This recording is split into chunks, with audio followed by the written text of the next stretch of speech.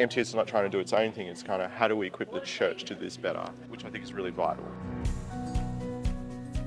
Hi, I'm Pier Franchini. I'm the pastor at Central Valley Church, which is in Ipswich, west of Brisbane. We planted that church 5 years ago. I'm the lead pastor and church planner of that church. Grew up in a Christian home. A couple of things happened when I was a kid. The death of my brother, severe sexual abuse.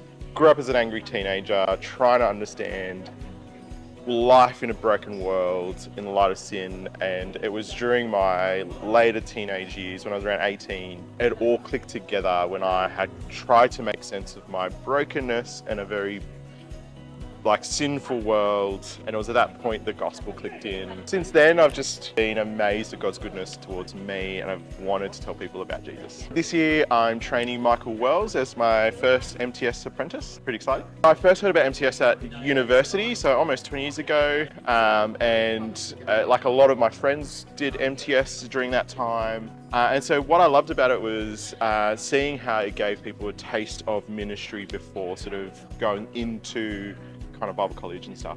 I decided to start as an MTS trainer because I think it's brilliant. As a pastor, we want to keep training and equipping future leaders, people who want to better serve the church, God's bride. MTS is a great way to do that. Gives you structures and a kind of context to do that really well. And they've got years of experience that helps us as pastors to not reinvent the wheel, but be able to do that well. Because I think it's kind of in the DNA of who God is and what the gospel's on about. So if we want to reach the lost with the good news of Jesus, then we need to equip the church to be able to do that.